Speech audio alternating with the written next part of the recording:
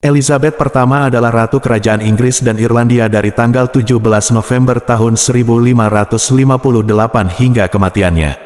Ia dijuluki The Virgin Queen, Ratu Perawan Gloriana, atau Good Queen Bess. Elizabeth adalah penguasa monarki kelima dan terakhir dari dinasti Tudor. Ia merupakan putri dari Henry ke-8 dan Anne Boleyn, tetapi ibunya dihukum mati 2,5 tahun setelah kelahirannya, dan pernikahan Anne dengan Henry ke-8 dibatalkan, sehingga Elizabeth dianggap sebagai anak yang tidak sah. Saudara tirinya, Edward ke-6, menjadi raja hingga kematiannya pada tahun 1553, dan sebelum meninggal ia menyerahkan tahta kepada Lady Jane Grey, yang bertentangan dengan undang-undang yang berlaku saat itu dan menyingkirkan Elizabeth dan Mary. Namun, keinginan Edward diabaikan, Mary menjadi ratu dan Lady Jane Grey dihukum mati.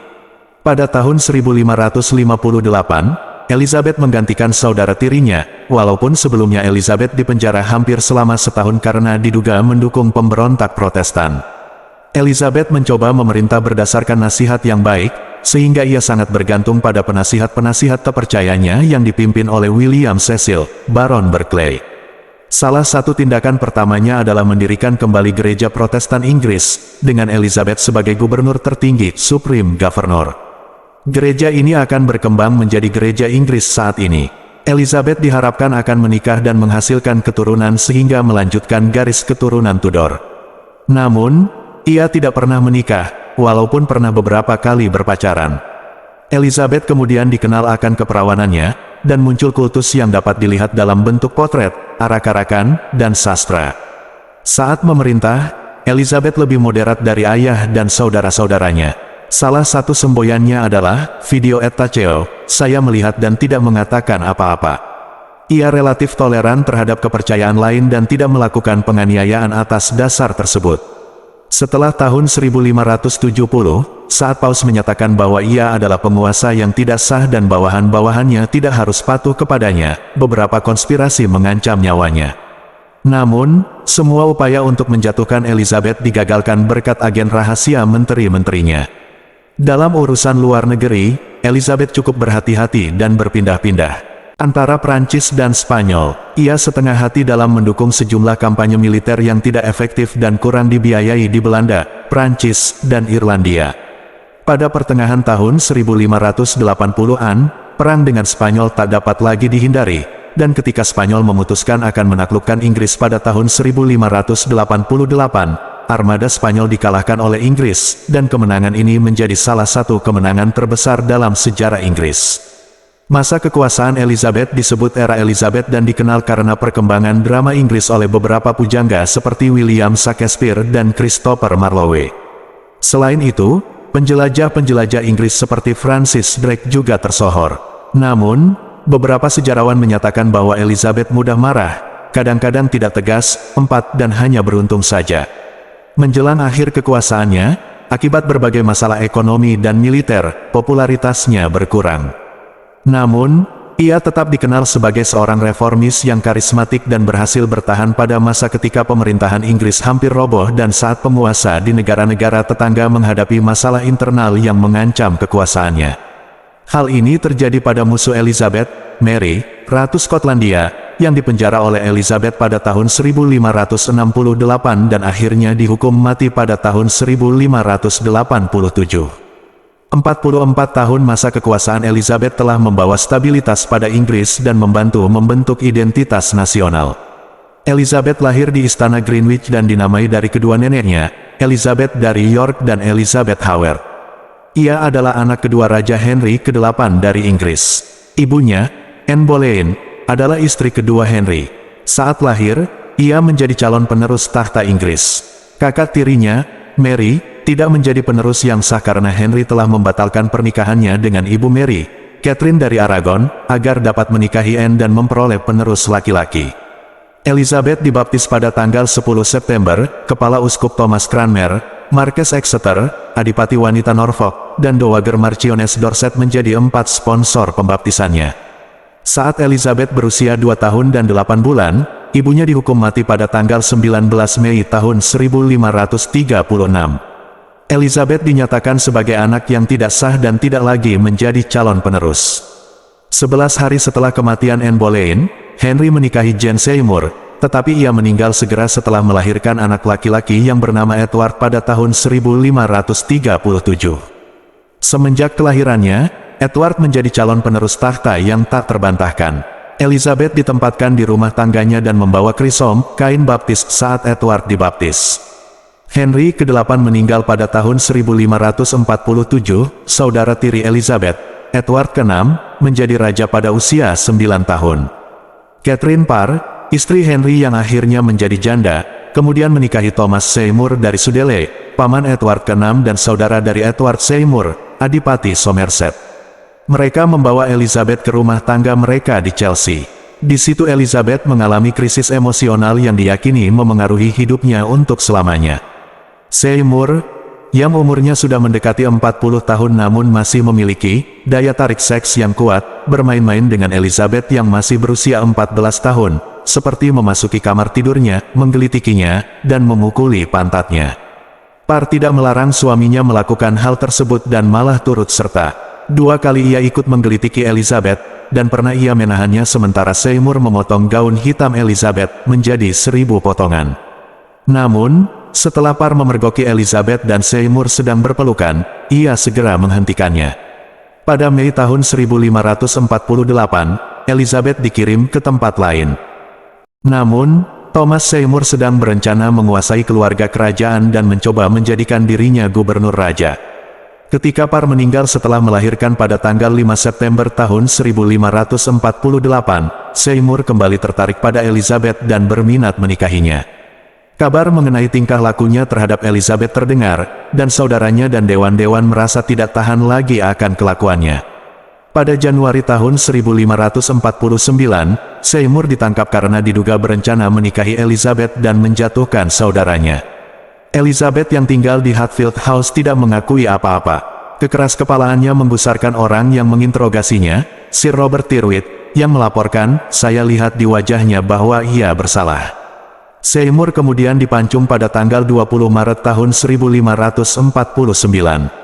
Edward ke-6 meninggal pada tanggal 6 Juli tahun 1553 pada usia 15 tahun. Kehendak terakhirnya adalah menjadikan Lady Jane Grey, cucu dari saudara perempuan Henry ke-8 Mary Tudor, sebagai penggantinya. Kehendak yang menyingkirkan Mary dan Elizabeth ini bertentangan dengan Succession to the Crown Act 1543.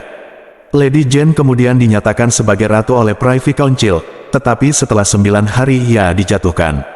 Mary memasuki London dengan Elizabeth di sisinya. Solidaritas antar dua bersaudara ini tidak berlangsung lama. Mary adalah seorang penganut Katolik yang taat dan hendak menghancurkan iman Protestan yang merupakan latar belakang pendidikan Elizabeth. Mary memerintahkan semua orang wajib menghadiri misa Katolik, dan Elizabeth mau tidak mau harus patuh. Kepopuleran Mary menurun pada tahun 1554 setelah ia mengumumkan akan menikahi Raja Felipe dari Spanyol, yang merupakan putra dari Kaisar Karl V dan penganut Katolik yang taat. Orang-orang yang tidak senang akan hal ini melirik Elizabeth untuk melawan kebijakan-kebijakan religius Mary. Pada Januari dan Februari tahun 1554, pemberontakan Wyatt meletus, tetapi segera dipadamkan. Elizabeth dibawa ke pengadilan dan diinterogasi. Pada tanggal 18 Maret ia dipenjarakan di Menara London. Elizabeth bersikeras bahwa ia tak bersalah. Walaupun kemungkinan besar ia tidak bersekongkol dengan para pemberontak, beberapa pemberontak pernah mendekatinya. Orang kepercayaan terdekat Mary, yaitu Simon Renard yang merupakan duta Karl V, menyatakan bahwa tahta Mary tidak akan pernah aman selama Elizabeth masih hidup. Sementara itu, Kanselir Stephen Gardiner mencoba membawa Elizabeth ke pengadilan. Pendukung Elizabeth di pemerintahan seperti William Paget meyakinkan Mary untuk mengampuni Elizabeth karena tidak ada bukti yang menunjukkan bahwa ia bersekongkol. Malahan, pada tanggal 22 Mei Elizabeth dipindah dari Menara London ke Woodstock dan ia berada dalam tahanan rumah selama hampir setahun. Kerumunan massa menyorakinya di sepanjang jalan. Pada tanggal 17 April tahun 1555, Elizabeth dipanggil kembali ke istana karena Mary diduga hamil. Jika Mary dan anaknya meninggal, Elizabeth akan menjadi ratu. Namun, bila Mary melahirkan anak yang sehat, kesempatan Elizabeth menjadi ratu akan hilang. Ternyata Mary tidak hamil, sehingga tidak ada lagi yang percaya bahwa ia dapat melahirkan seorang anak. Posisi Elizabeth sebagai penerus tampaknya telah terjamin. 38. Raja Felipe mulai berkuasa di Spanyol pada tahun 1556. Ia menyadari bahwa situasi politik di Inggris sudah berubah, sehingga ia mencoba memperkuat hubungannya dengan Elizabeth. Elizabeth lebih dapat dijadikan sekutu daripada Mary, Ratu Skotlandia, yang dibesarkan di Prancis dan ditunangkan dengan Dauphin dari Prancis. Ketika istrinya jatuh sakit pada tahun 1558, Raja Felipe mengirim Count Feria untuk berkonsultasi dengan Elizabeth. 40 tanya jawab ini dilakukan di Hatfield House, yang kembali menjadi tempat tinggal Elizabeth pada Oktober tahun 1555. Pada Oktober tahun 1558, Elizabeth sudah mulai merencanakan pemerintahannya. Pada tanggal 6 November Mary mengakui Elizabeth sebagai penerusnya. Mary meninggal pada tanggal 17 November tahun 1558, dan Elizabeth akhirnya naik tahta. Elizabeth menjadi ratu pada umur 25 tahun dan mengutarakan niatan-niatannya kepada dewan dan rekan-rekan sejawatnya yang datang ke Hatfield untuk melakukan sumpah kesetiaan. Substansi pidatonya mengandung teologi politik abad pertengahan mengenai dua badan yang berdaulat, yaitu badan alami dan badan politik. Tuan-tuan, hukum alam menggerakkan saya untuk berduka untuk saudara perempuan saya, beban yang menimpa saya membuat saya takjub, dan tetapi, mengingat saya adalah makhluk Tuhan, yang ditabiskan untuk mematuhi penunjukannya, saya akan berserah, menginginkan dari lubuk hati terdalam agar saya memperoleh bantuan dari kasih karunia-Nya agar dapat menjadi pelaksana kehendak surgawinya dalam jabatan yang kini dipercayakan kepada saya ini. Dan karena saya hanya satu badan alamiah, walau melalui izinnya memerintah satu badan politik, maka saya ingin kalian semua, agar membantu saya, agar saya dengan kekuasaan saya dan kalian dengan pelayanan kalian dapat melaksanakan tugas dengan baik untuk Tuhan yang Maha Kuasa dan mewariskan beberapa kenyamanan untuk keturunan kita di bumi. Saya bermaksud mengarahkan tindakan saya berdasarkan anjuran dan nasihat yang baik. Saat ia diarak-arak di kota pada malam upacara pemahkotaan, ia disambut oleh rakyat beserta orasi dan arak-arakan dengan unsur Protestan yang kuat. Tanggapan Elizabeth yang terbuka dan ramah menyenangkan para penontonnya yang amat terpesona. Pada hari berikutnya, tanggal 15 Januari tahun 1559, Elizabeth dimahkotai dan diurapi oleh Owen Oglethorpe, uskup Carlisle yang beragama Katolik, di biara Westminster. Ia kemudian dipersembahkan kepada rakyat untuk diterima, sementara suara organ, seruling, drum, dan lonceng memekakkan telinga.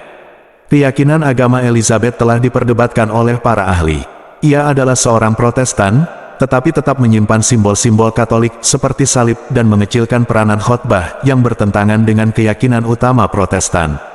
Terkait dengan kebijakan publik, ia cenderung pragmatis dalam masalah-masalah agama.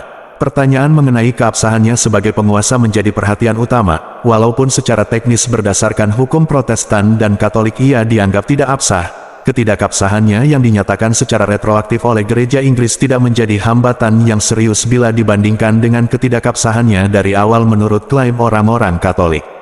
Maka dari itu, tidak diragukan lagi bahwa Elizabeth menganut iman Protestan. Elizabeth dan penasihat-penasihatnya melihat adanya ancaman perang suci Katolik terhadap Inggris yang dianggap bid'ah.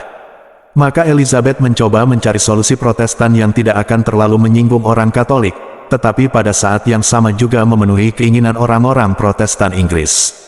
Namun, ia tidak menoleransi orang-orang Puritan yang lebih radikal dan meminta reformasi yang lebih besar pengaruhnya. Maka dari itu, parlemen pada tahun 1559 mulai membuat undang-undang mengenai gereja berdasarkan penyelesaian Protestan Edward ke-6, dengan sang penguasa monarki sebagai kepalanya, tetapi dengan banyak unsur Katolik seperti jubah keimaman.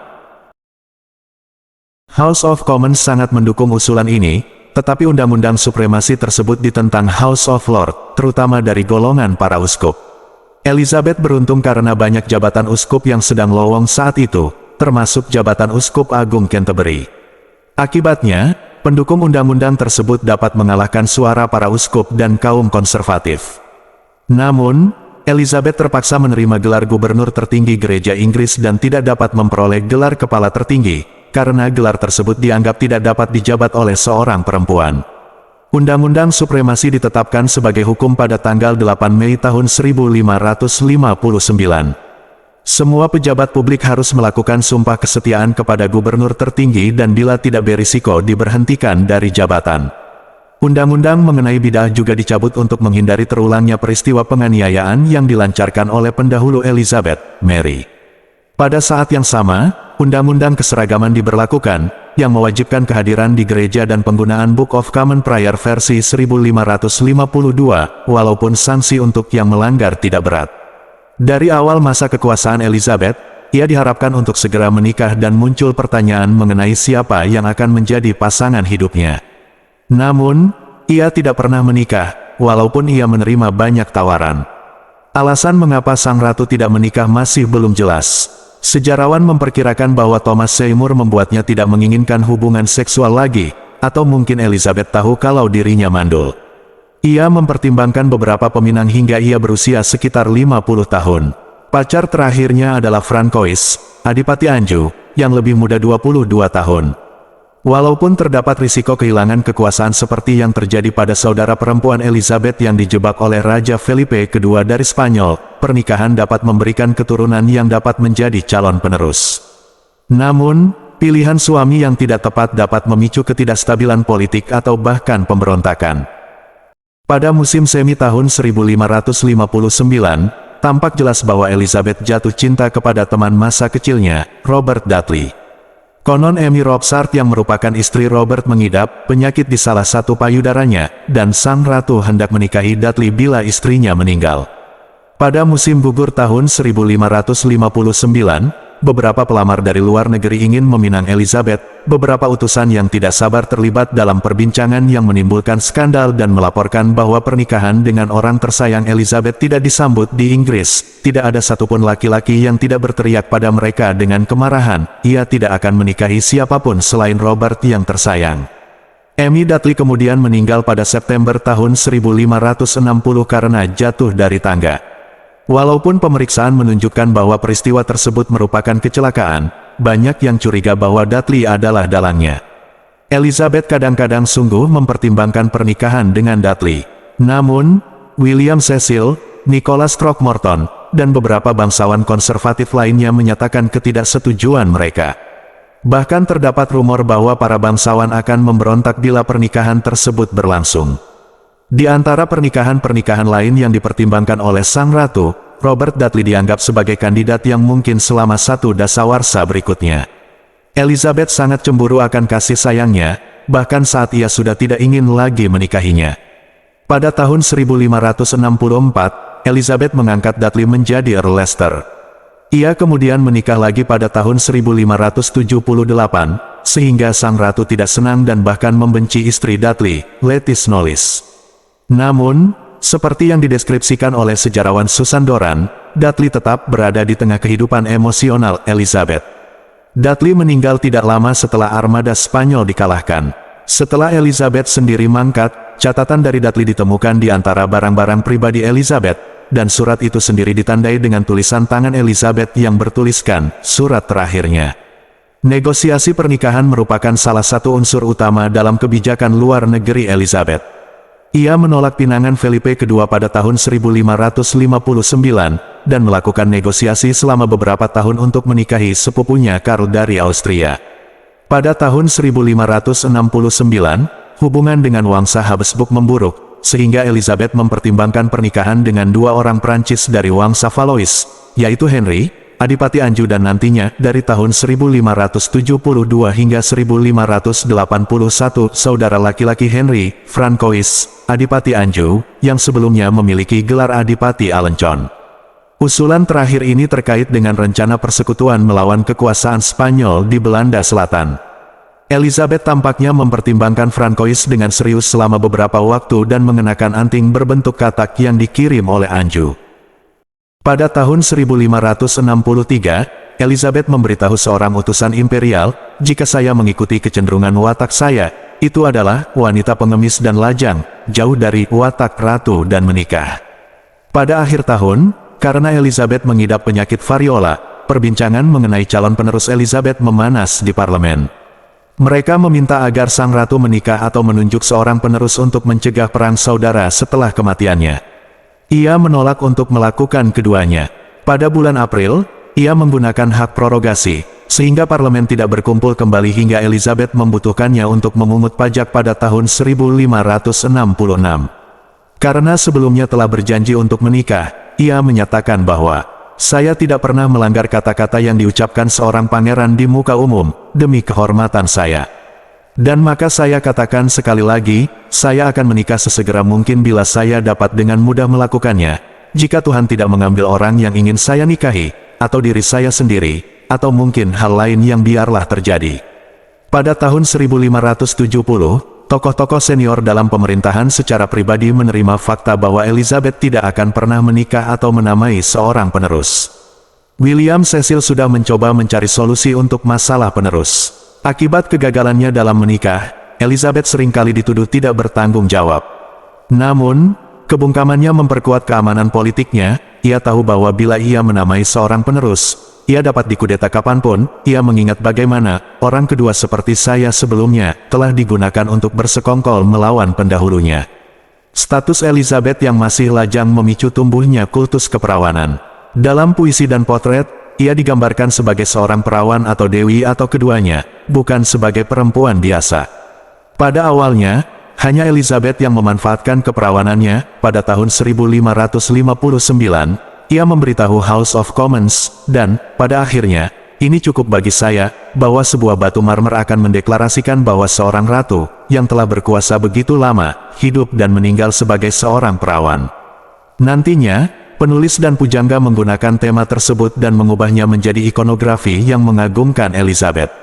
Penghargaan publik terhadap sang perawan pada tahun 1578 menunjukkan perlawanan terhadap negosiasi pernikahan sang ratu dengan Adipati Alencon. Untuk memberi makna positif pada status pernikahannya, Elizabeth bersikeras bahwa ia telah menikah dengan kerajaan dan bawahan-bawahannya, di bawah perlindungan ilahi. Pada tahun 1599, ia pernah mengatakan, "Semua suami saya, rakyatku yang baik." Kebijakan pertama Elizabeth untuk Skotlandia adalah menentang keberadaan Prancis di sana. Ia khawatir bahwa Prancis berencana menyerang Inggris dan menjadikan Mary, Ratu Skotlandia, sebagai ratu, karena ia dianggap sebagai penerus tahta Inggris oleh banyak orang. Elizabeth dibujuk untuk mengirim pasukan ke Skotlandia agar dapat membantu pemberontak Protestan. Walaupun kampanye militer yang berlangsung cukup ganjil, Traktat Edinburgh pada Juli tahun 1560 dapat menghilangkan ancaman dari Prancis di utara. Saat Mary kembali ke Skotlandia pada tahun 1561 untuk berkuasa, gereja Protestan telah didirikan dan dijalankan oleh Dewan Bangsawan-Bangsawan Protestan yang didukung oleh Elizabeth. Mary menolak meratifikasi traktat tersebut. Pada tahun 1563, Elizabeth mengusulkan agar Robert Dudley menjadi suami Mary, tanpa meminta persetujuan kedua orang tersebut. Keduanya tampak tidak antusias, dan pada tahun 1565 Mary menikahi Henry Stuart, Lord Darnley, yang juga memiliki klaim atas tahta Inggris. Pernikahan tersebut merupakan kesalahan pertama Mary yang membuatnya dikalahkan oleh Protestan Skotlandia dan Elizabeth. Darnley tidak populer di Skotlandia dan bernama buruk karena mendalangi pembunuhan sekretaris Italia Mary, David Rizzio. Pada Februari tahun 1567, Darnley dibunuh oleh para konspirator yang hampir pasti dipimpin oleh James Hepburn, Earl Bothwell. Segera setelah itu, pada tanggal 15 Mei tahun 1567, Mary menikahi Bothwell, sehingga menimbulkan kecurigaan bahwa ia terlibat dalam pembunuhan suaminya. Elizabeth menulis kepadanya, "Seburuk-buruknya pilihan bagi kehormatanmu adalah menikahi secara terburu-buru bawahan semacam itu, yang selain memiliki kekurangan yang terkenal buruk dan lainnya juga dituduh publik atas pembunuhan suamimu yang telah wafat, selain juga menyentuh dirimu di beberapa bagian, walaupun kami salah dalam mempercayai hal tersebut." Kejadian-kejadian ini membuat Mary dikalahkan dan dipenjara di Istana Lochleven. Bangsawan-bangsawan Skotlandia memaksanya untuk mengundurkan diri dan membiarkan putranya James, yang lahir pada Juni tahun 1566 naik tahta. James dibawa ke Istana Stirling untuk dibesarkan sebagai seorang Protestan. Mary melarikan diri dari Lochleven pada tahun 1568, tetapi ia dikalahkan lagi sehingga melarikan diri ke Inggris karena Elizabeth pernah menjanjikan dukungannya. Insting Elizabeth mengarahkannya untuk mengembalikan Mary ke tahta, namun ia dan penasihatnya malah memilih bermain aman. Daripada berisiko mengembalikan Mary ke Skotlandia dengan tentara Inggris atau mengirimnya ke Prancis dan musuh-musuh Inggris yang beragama Katolik, mereka menahannya di Inggris dan memenjarakannya selama 19 tahun berikutnya. Mary segera menjadi sasaran pemberontakan. Pada tahun 1569, meletus pemberontakan Katolik di utara. Tujuannya adalah untuk membebaskan Mary, menikahkannya dengan Thomas Howard, Adipati Norfolk keempat, dan menjadikannya Ratu Inggris. Setelah para pemberontak dikalahkan, lebih dari 750 diantaranya dihukum mati atas perintah Elizabeth. Karena percaya pemberontakan tersebut berhasil, Paus Pius V mengeluarkan bula kepausan pada tahun 1570 yang berjudul Regnans in Excelsis, yang menyatakan bahwa Elizabeth, Ratu Inggris palsu dan budak kejahatan, diekskomunikasi dan merupakan seorang pengikut ajaran sesat, sehingga semua bawahannya tidak harus patuh kepadanya. Orang Katolik yang mematuhi perintahnya diancam akan diekskomunikasi. Bula kepausan tersebut memprovokasi parlemen untuk melancarkan inisiatif-inisiatif legislatif terhadap orang Katolik, yang kemudian dikurangi berkat campur tangan Elizabeth. Pada tahun 1581, upaya untuk membuat orang-orang Inggris menjadi Katolik dengan maksud untuk membuat mereka tidak patuh kepada Elizabeth dijadikan kejahatan yang dapat diganjar hukuman mati. Dari tahun 1570-an, misionaris-misionaris dari seminari kontinental datang ke Inggris untuk mengembalikan Inggris ke iman Katolik secara rahasia. Banyak yang dihukum mati, sehingga memicu kultus kemartiran. Regnans in Excelsis memberi insentif yang kuat bagi orang Katolik di Inggris untuk menganggap Mary Stuart sebagai penguasa Inggris yang sesungguhnya. Mungkin tidak semua persekongkolan Katolik diberitahukan kepada Mary, tetapi dari persekongkolan Ridolfi pada tahun 1571 yang membuat Adipati Norfolk kehilangan kepalanya, hingga persekongkolan Babington pada tahun 1586, kepala mata-mata Elizabeth Sir Francis Walsingham dan Dewan Kerajaan mengumpulkan bukti keterlibatannya. Awalnya, Elizabeth enggan menghukum mati Mary. Pada akhir tahun 1586, Elizabeth telah diyakinkan untuk menyetujui pengadilan dan penghukuman mati Mary berdasarkan bukti surat-surat yang ditulis selama persekongkolan Babington. Berikut adalah proklamasi dakwaan Elizabeth, Mary, yang mengklaim gelar tahta yang sama, telah merencanakan dan membayangkan hal-hal yang condong pada luka, kematian, dan kehancuran tokoh kerajaan kita. Maka, pada tanggal 8 Februari tahun 1587, Mary dipancung di Istana Fotheringhay, Northamptonshire. Setelah Mary dihukum mati, Elizabeth mengklaim bahwa ia tidak memerintahkan hal tersebut dan sebagian besar catatan menunjukkan bahwa ia memberitahu Sekretaris Davidson, yang memberinya surat perintah untuk ditandatangani, agar tidak mengirim surat perintah tersebut meskipun ia telah menandatanganinya. Kesungguhan penyesalan Elizabeth dan alasannya memberitahu Davidson untuk tidak melaksanakan surat perintah tersebut telah dipertanyakan oleh orang-orang semasanya dan sejarawan-sejarawan. Kebijakan luar negeri Elizabeth sebagian besar bersifat defensif. Pengecualiannya adalah pendudukan Inggris di Le Havre dari Oktober tahun 1562 hingga Juni tahun 1563, yang berakhir dengan kegagalan karena sekutu Huguenot Elizabeth bergabung dengan orang Katolik untuk merebut kembali kota pelabuhan tersebut. Elizabeth sebelumnya bermaksud menukar Le Havre dengan Calais, yang direbut Prancis pada Januari tahun 1558. Elizabeth hanya melancarkan kebijakan agresif melalui armadanya, yang digunakan dalam perang melawan Spanyol, dengan 80% pertempuran berlangsung di laut. Ia memberikan gelar kesatria kepada Francis Drake setelah ia berhasil mengelilingi dunia dari tahun 1577 hingga 1580, dan Drake menjadi terkenal karena menyerang pelabuhan dan armada Spanyol. Pembajakan dan pemerkayaan diri pun menjadi pendorong bagi para pelaut pada masa Elizabeth, dan sang ratu hanya memiliki sedikit kendali atas mereka. Ekspedisi Belanda. Setelah pendudukan dan lepasnya Le Havre pada tahun 1562 sampai tahun 1563, Elizabeth tidak melakukan ekspedisi militer di benua Eropa hingga tahun 1585, ketika ia mengirim tentara Inggris untuk membantu pemberontak Belanda yang beragama Protestan dalam peperangan melawan Felipe II.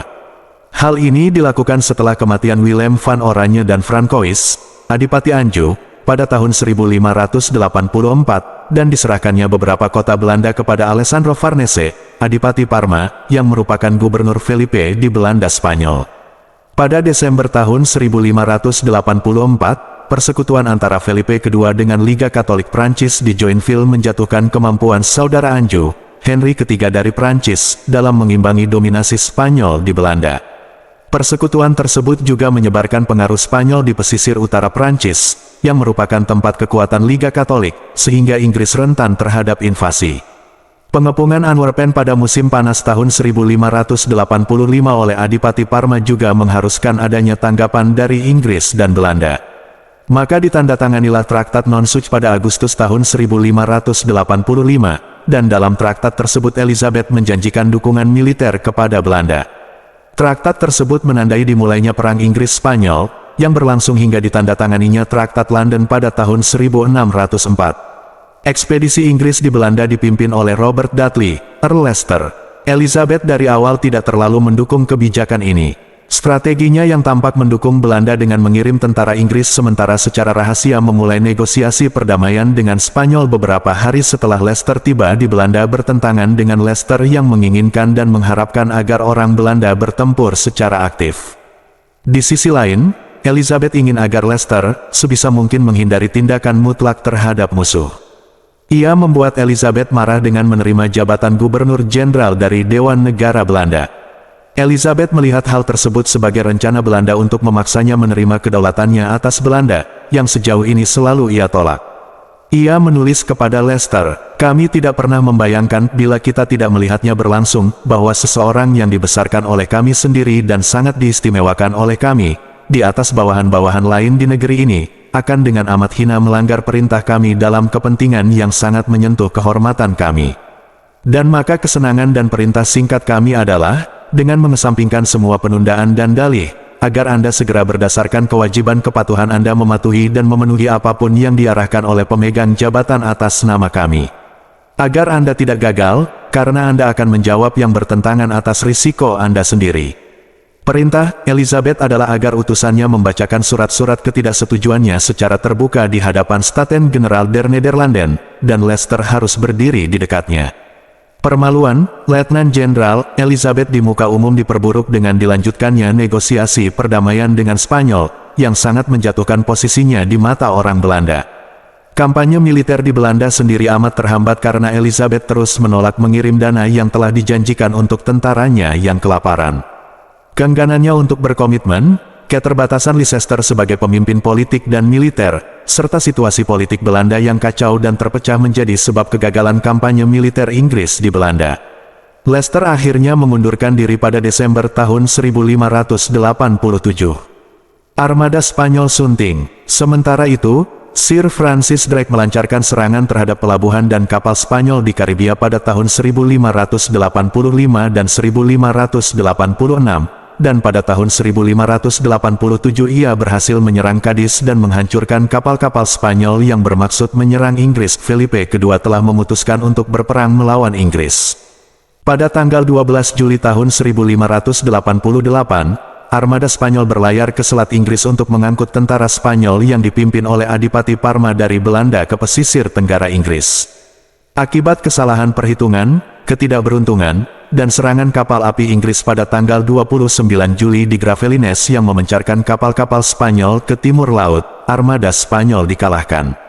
Kapal-kapal Spanyol yang terpencar berjuang untuk kembali ke Spanyol, beberapa kapal mencoba kembali melalui Laut Utara dan kemudian melewati pesisir barat Irlandia, tetapi banyak yang karam. Karena belum mengetahui nasib armada Spanyol, milisi Inggris dikerahkan untuk mempertahankan negara di bawah komando Earl Leicester.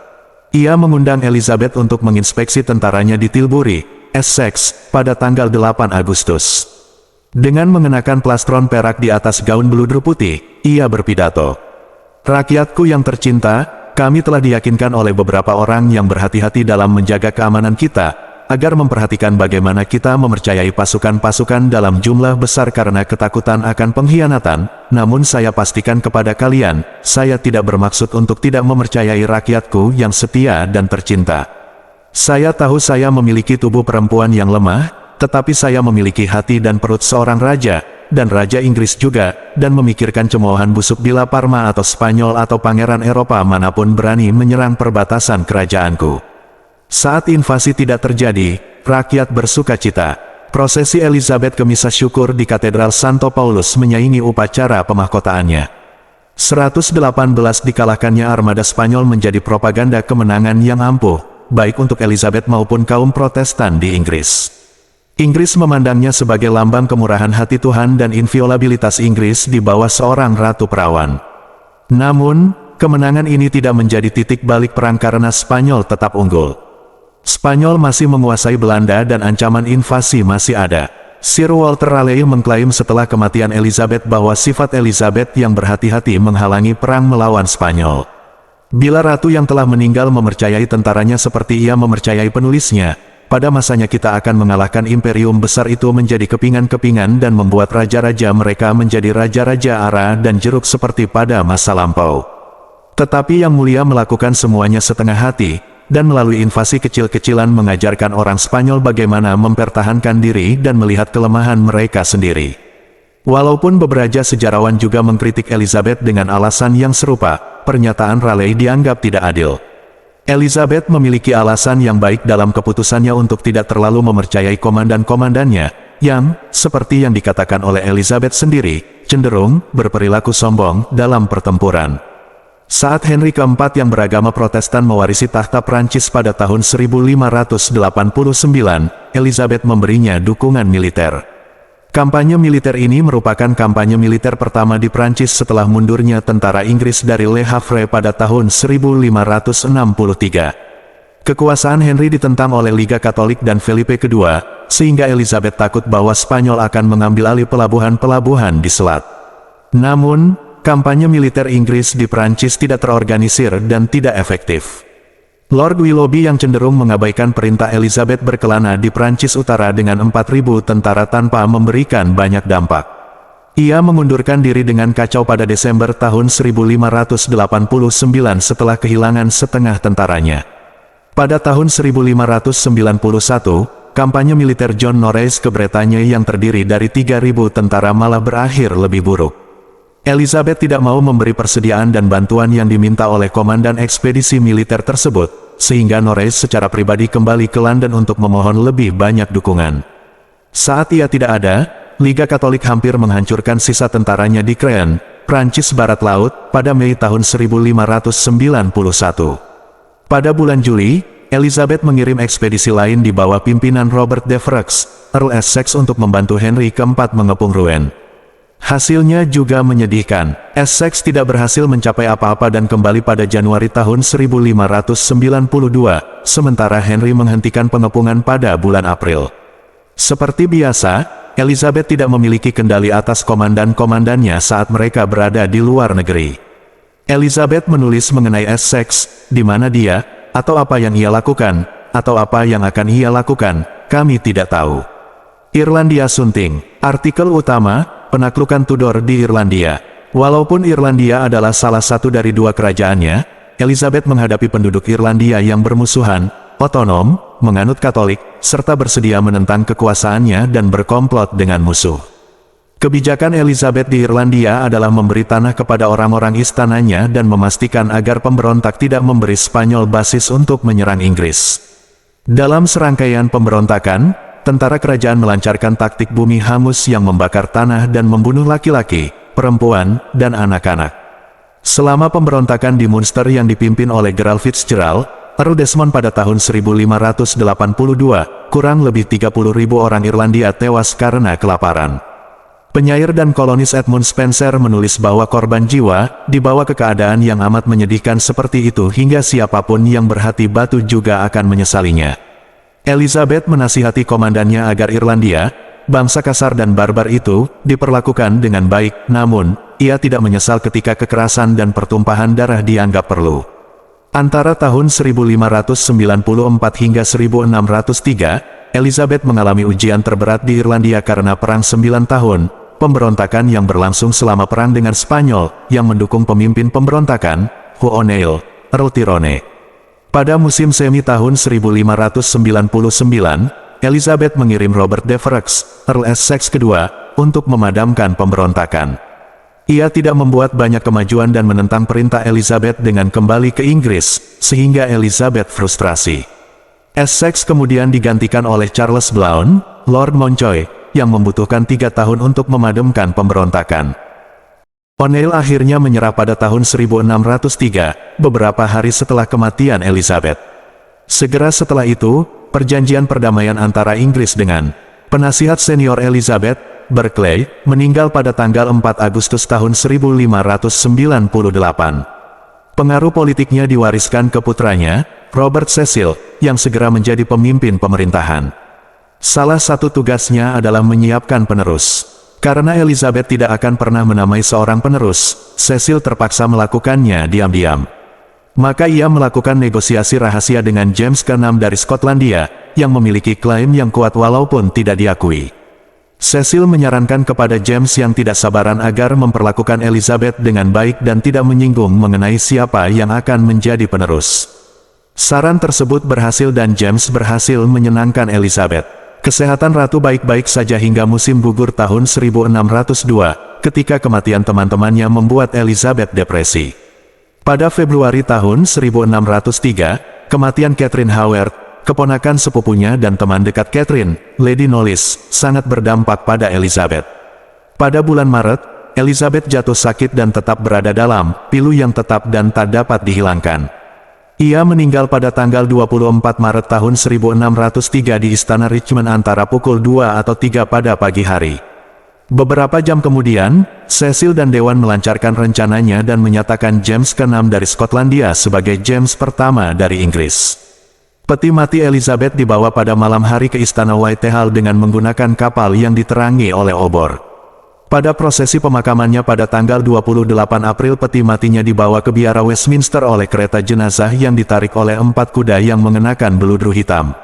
Menurut penulis kronik John Stow yang menghadiri pemakaman tersebut, Westminster dipenuhi oleh berbagai macam orang di jalan, rumah, jendela, atap, dan selokan mereka, yang datang untuk melihat pemakaman, dan ketika mereka melihat patungnya terbaring di atas peti matinya, terdapat napas panjang, rintihan, dan tangisan yang belum pernah terlihat atau diketahui dalam ingatan manusia. Elizabeth dimakamkan di biara Westminster di bilik yang sama dengan Mary. Tulisan Latin di makam mereka, Regno Consortes dan urna, Hic ob dormimus Elizabetha et Maria Sorores, Inspe Resurrectionis, berarti, mitra di takhta maupun di makam, di sini kami bersemayam, Elizabeth dan Mary, dua bersaudara, mengharapkan kebangkitan.